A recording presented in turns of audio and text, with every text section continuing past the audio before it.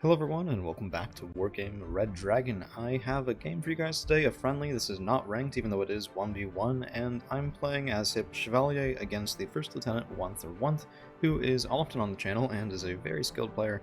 I think very much deserving of a higher rank than First Lieutenant, and Wanth agreed generously to help me test out USSR because well, if you've been around the channel for quite a while, you'll probably have noticed I don't play this deck very often, and when I do, it tends to end poorly, so I'm trying it out.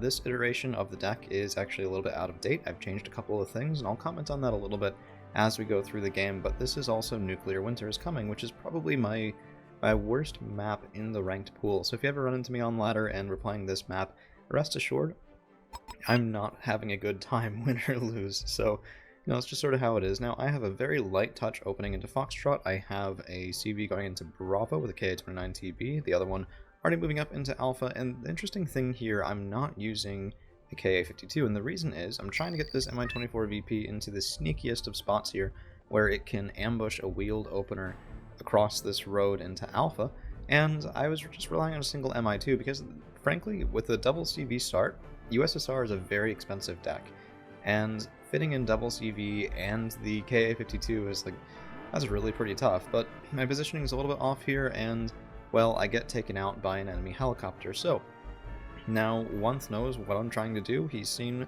at least part of my opening. My MI2 is not really far enough forward to really counterspot him, and you'll notice I don't have very much recon in good positions yet. I need to unload my Spetsnaz crew up in Alpha and in Delta, and my KA-29 TBs are just trying to zone a little bit here, but they're not going to be even able to spot a Tiger, which I can guarantee you will be able to counterspot all of my KA-29s and knows very well what I'm doing here, so this is not going to be long for this world. And well, now I had a bit of an issue because if we look at how you get tick on this map, I haven't done the classic India push. I'm not really building a push into Charlie. My opener was really heavy into Delta, really heavy with infantry, but I'm already going to be down a VP, which is 90 points, and a TB, which is 40 points. So that's 130 points. It's a minute's worth of income that I'm down because I have gotten really zero use out of my helicopters, and there's Vabs here, there's a Panther, there's a Tiger, which, well, I'm grateful that it's on defensive duty here, but it definitely is something to think about moving forward, and I figured, you know what, let's just get established in Delta. Let's get the Spetsnaz Guru that I have there, VDV, Motostrelki, triple stacked, which I don't normally recommend, or may not even really recommend for any zone other than Delta, and not even in all cases there, but I figured let's give it a try, right? VDV 90 have really heavy RPG-29 Vampeters with great range, amazing AP. The only downside is the rate of fire, but, you know, I lose a BTR-90 there too, so for those of you keeping track at home, that's 160 points down, and we are a little over 3 minutes in, so if you look at it that way, I've lost basically nearly half of what I've been able to purchase since game start, and my opponent has lost nothing. So that really does sort of set the stage for how those early engagements, the first 10-minute engagements, could very well go. If you think about that, that's the difference is having a 2A4 or not, right? That's 130 points. You could even afford more than that. 170 points is most super heavies, and that is really not a good place to be. So, Peace Rhine coming in. This was the one that was purchased earlier to deal with that KA-29 TB, which at least does sink some of my opponent's purchasing power, but really only a quarter of it by now, and is really difficult the more you play this game to not think of it sort of as an exercise in accounting, shall we say, because, you know, it's conquest. The goal is not necessarily to get good kills on your opponent all the time at the expense of board position. You don't really want to play that defensively, but you do want to get value trades. So, speaking of, here's one, our first value trade going on here as Legion 90 get in a little bit over their heads, and what I was hoping for with moving the VDV-90 here instead of just attacking them is to prevent me from losing range on them in the woods. So these Legion 90 are trying to move away, I'm trying to move toward. I also might be able to dodge some incoming mortar fire, which I do. Those mortars were targeted right when the VDV were first spotted, probably retargeted now, so we will need a boogie on out of here quickly. But we get 2 kills there on some Legion 90, and I was trying out the BMP-3. I've seen some people like this and really enjoy it, and it can definitely be an annoying thing to deal with because of the really long range. If I can get that info back up here, there we are. 2,800 meter, oh goodness gracious. 2,800 meters on the Arkan is very nice for zoning, and the long range HE gun can definitely back that up. So here we killed some Babs, we're damaging some Panzergren 90 pretty badly, nearly getting a kill there, but it's not an entire kill, and that's with 80 points worth of transports that are then getting zoned out pretty well by an AMX-10 RC. So, you know, I don't really feel comfortable with that. I had to move back. I still lose one to a peace Rhine. That's not a value trade for me. And the thing that I've been told, at least, about USSR, and have definitely come to believe it as time goes on, is that one thing USSR needs to do is wait and build. So this is a really passive game for me. I haven't pushed even where my concentration of force is in Delta. I just let those Legion come in, got the kill, moving back out a little bit. Should probably heal these guys up, separate off that damage group, but you know, not always the most optimal micro every single second of every single game. And I just figured, you know, if I don't have a clear path to pushing here, then I'll push when I'm good and ready. And if that ends up being something that is not really a good game plan, well, I can work on that next time around. So MX-10RC did escape there. I lost the other BMP-3, so another 80 points down there. Kid from 9TB over chasing into a Tiger into a PH2 Tiger, which is not good. And that Tiger also does spot my CV coming in here to Alpha, so this is looking a little bit grim. I was hoping to get Tick, but my Foxtrot cap was matched by an India cap, and actually a little bit preceded by it, so we can see Wunth has 12 points here to my 0, and I really don't know what possessed me to buy 3 Jalos for Woods Fighting. It's 90 points. You know, I can buy 3 VDV 90 for that much in the BTRDs, right? So probably better Woods Fighters than the Jalos. I think maybe I was hoping to kill the AMX-10RC, then just keep motoring toward that land reinforcement zone. Maybe not the least questionable decision I've ever made, but we have here an interesting decision as well by Wunth. So he's pushing into Delta, and that is something that I guess so whenever you've gone this long and you haven't seen a push, it's kind of like waiting for a hammer blow. It might be anywhere at all, and you're not really sure how to best respond to it. Now, one thing here, those Panzergren were attack moves, so they did get double stopped out in the open against MT-LBVs and the Motostrelki, because they were engaging with their tertiary against the Motostrelki, and that's not exactly ideal. And we see here, you know, there's another debate with USSR, Conquers M or Factoria, and while my current iteration of this deck has Factoria, I do miss that punch on the Conquer's M, so 1 missile hit, and that's a dead Martyr 2. We've gotten a couple of nice kills there as well, but Leopard 2A4, the same one from earlier, moving on up and in, Panzergren 90, Reservist, Moncat 1 6x6s, because why not, you know, resupply right in front of your enemy, bit of a flex there, but this was really scary. There's more Panzergren, we've seen 2 groups of Martyr 2s, that means at least 2 double stacks of Panzergren 90, not to mention any that might have come in cheaper transports, and I have 2 triple stacks of VDV here to greet them, but it's a bit of a question, you know, what should I be engaging with first? And right there, we pop a 2A4, that's exactly the punch I was hoping for from that triple Vampire. If my opponent brought any sort of tanks into these woods, that's definitely something he has to watch out for, and the double stack of Panzergren 90 is getting into the town, so this is something I have to watch out for, because Motostrelki won't be able to handle that, especially when there's Martyr 2 supporting, which they are. Nice placement there from Wunth. I don't really have the range to deal with that. Motostrelki do not have the punch to deal with that. It was very much a tough situation. But here we have the double Osa Skrejet combo. Down goes a Peace Rhine, and that's pretty nice. So at least it is looking better for us now with some of these trades than it was before. The Leopard 2A4 kill is really a big game changer. And if you, well, I suppose I'll title this something along the lines of it's a trap, or the VDV trap, or something like that, because basically, we were talking after the game, and Wunth was telling me from that initial sort of engagement, the initial deployment, he was thinking of really just pushing me out of Delta and then applying pressure in Alpha and fighting over on this side of the map, which most of my buys have been here as well. I have some reinforcements over on this side, just Motostrelki and MTLBVs, a BRDM3 because it's goofy, recon, things like that, and a T-72 basically just to provide a gun in case a push happens here. Probably a little bit overbuying there, but I was expecting... The T-72 was a little bit later in the game when I was expecting maybe a push to be coming into Foxtrot, because I've seen that sort of delayed push before, and it can be a little bit brutal to deal with. So, I don't know, that was just the thought process there. We'll see who it works out for a little bit better. Skrejet stunning a Tiger Hap is always nice, but P-Grid 90 into the town against damage VDV. This is really interesting.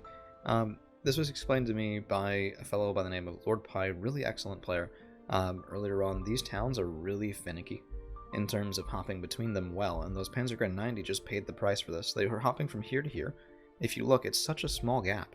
You'd think they'd be able to go right in, but the fact that they didn't is enough, and the KA-29TB was able to get rocket pods online, not even that many, 4. And those Panzergrenade 90 went from 10 strength down to 3. Now my own damage VDV will almost certainly be able to get the kills here. Yeah, very, very quickly. I might lose a group. I think I did lose a group. Maybe not. We'll see.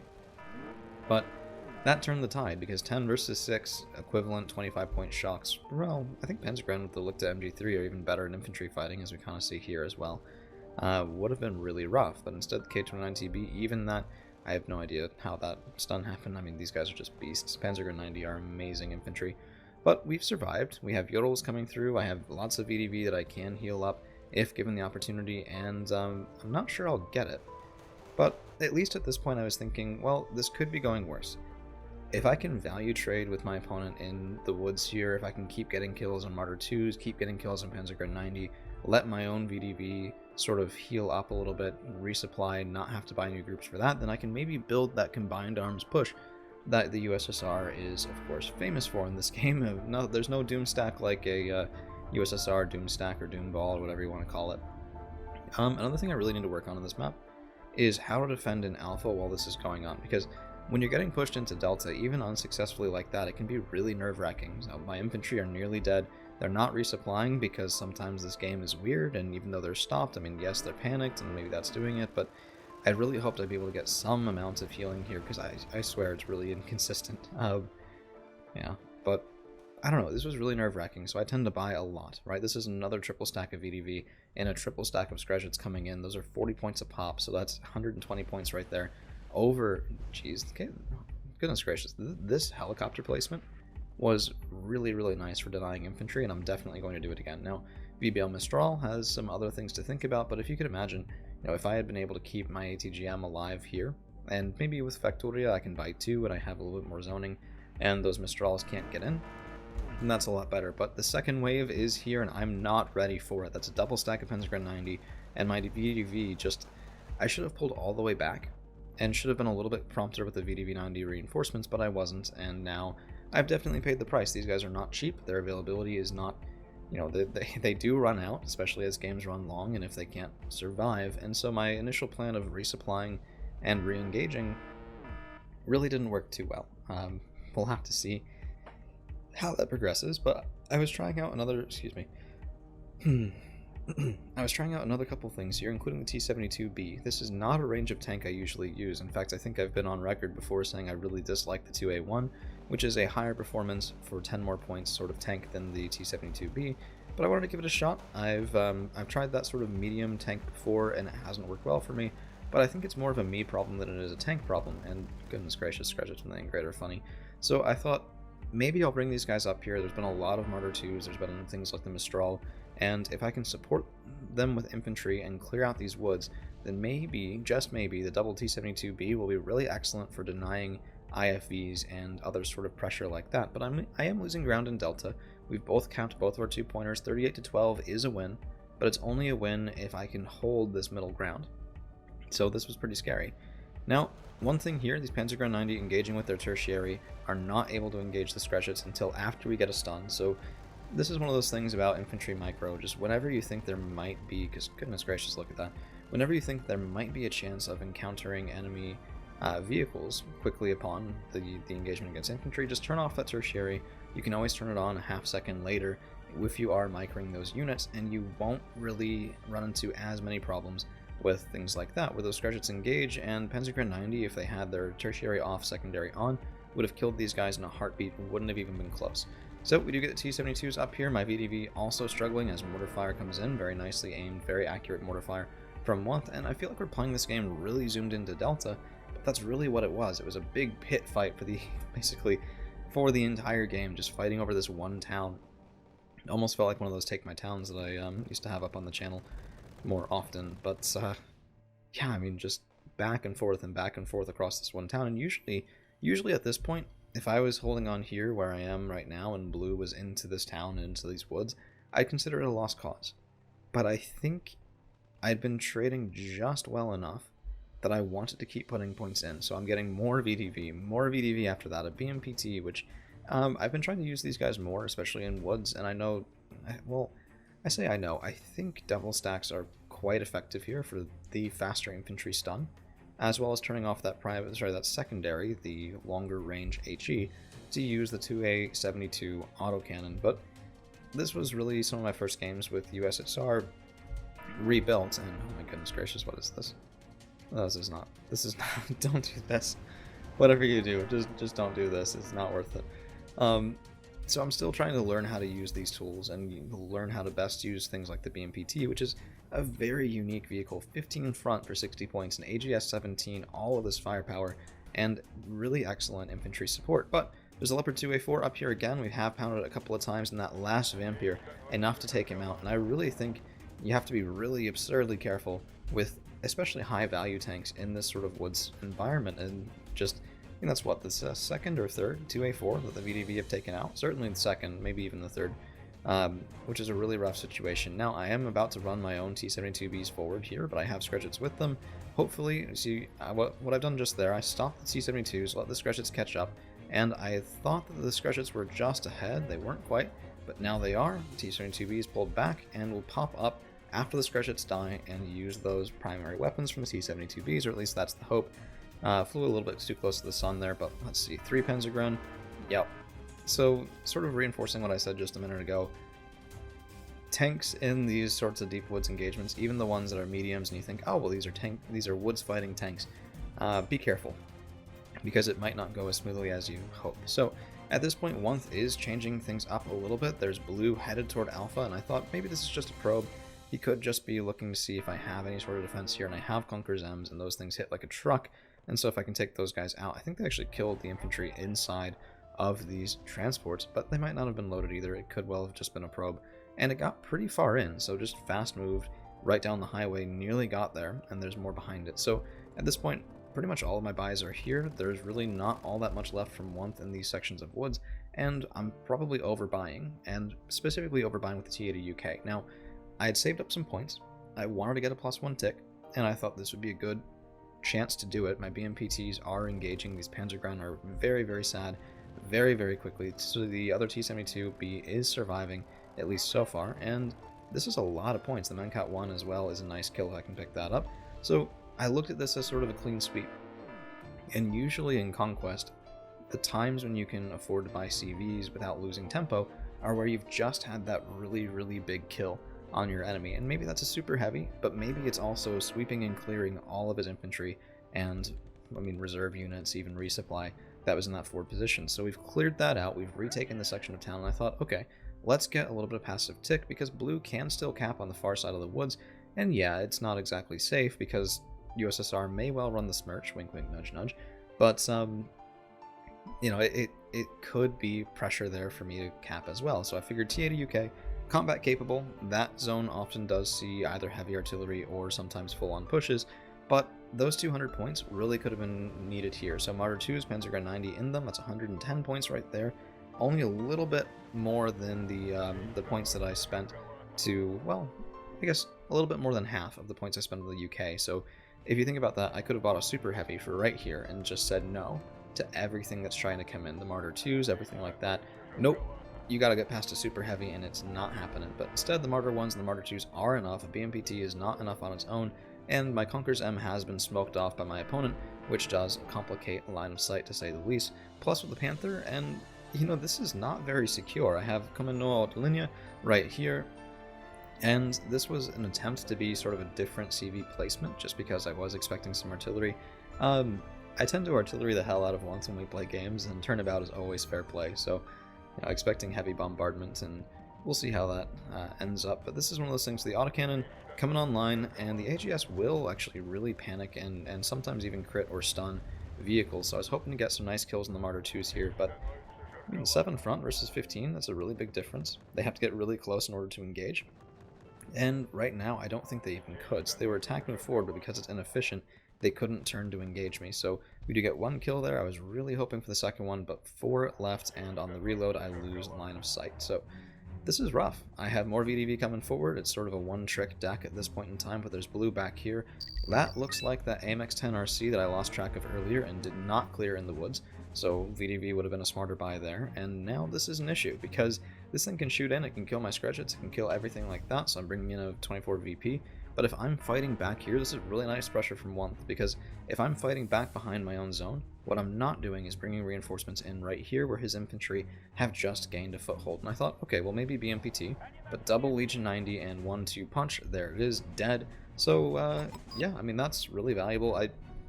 BMPTs seem like one of those things that you think might be able to go it alone in the woods, but I don't know, maybe that's just... I think it's not the best reasoning there. So at this point, the path into the game for Wunth is very clear. He needs to take Alpha and take Alpha now, and if he does and locks it down, which is looking very possible here, then I'm basically toast. I'll spend the rest of the game trying to get back in. If it works, maybe I have a chance, but if it doesn't, then I'm just sort of out of it. And my pathway to victory here is to deny. So I have to deny this very quickly, but my CV infantry are engaging and my 24 VP not quite able to fire. That's those Legion 90 that were moving through after killing that BMPT of mine, and this is really rough, but I'm retaking that right side woods, and here's the Mi-24 VP looking for both rocket pods on the Legion and a nice lucky shot there on the VAB. So at this point, even if I am going to get eventually critted by those VABs that have just really nice autocannons for the price, I figured this was well worth it. So we're killing and zoning those Legion 90, my CV infantry escape on 1 health, and that right there could well have turned the tide of this game for quite a while. And, I mean, goodness gracious. One thing, I didn't notice this during. This Leclerc would have been really nice to anchor this side push. So, killing things that are crossing in the open, killing everything here like the Scredge, it's forcing me to buy a super heavy when I'm sort of behind on local force concentration, and I think that would have been really, really nice. As it is, however, it's a little bit out of place. I get nice kills with the Spetsnaz Gru. T-72B has rotated through into here, BMPT on the way back up, and that is going to be a secure zone for me going forward. So we dealt with that incursion, and now the only thing is to really harden the zone, make sure it doesn't happen again. I was also debating buying some artillery, but I don't know, I'm not sure there was ever really an appropriate time for it after this section was cleared. Beforehand, if I had the Uragan, that would have been really nice. That sort of MLRS probably would have denied this entire push if I'd used it well. And I do have the Uragan in my deck now, and so the Smirch, but I don't know, I just go back and forth on Soviet artillery, because so much of it is so good in precise situations, and I never really know which one to expect, because the whole reason I had this Smirch, as an example, is if my goal with USSR is to build up a massive push and sort of throw that at my opponent later on in the game, then what I don't want him to be doing is building up his own. And the Smirch, if I can find his super heavies, if I can find his tanks, if I can find even his backline, that sort of high AP cluster can really do wonders for making my opponent have to rebuy expensive stuff. But as it is, that's going to be the game. 1645 kills to 1145 losses. Nicely played to Wunth there. We had a lot left on the board, both of us, I think more than we started off with at game end. But I think he decided that the way the board position was falling with that last push being denied, it probably would have been a +1 tick for me in the long run, which I do agree with as well. Keep in mind, USSR also does have the IL-102, which can definitely kill pretty much most CVs that are in the small section of woods in the middle. So holding that was relatively untenable. And, well, I hope to be showing you guys some more USSR gameplay coming up. It's, yet again, it's been a deck that I've really avoided, but quite honestly, the last couple of weeks, I've really enjoyed, fiddling around with it, getting a little bit more comfortable with it. I've had some embarrassing losses, but also some really, really amazing wins. So I'm hoping that can become a good thing. And, well, we'll see you guys again real soon.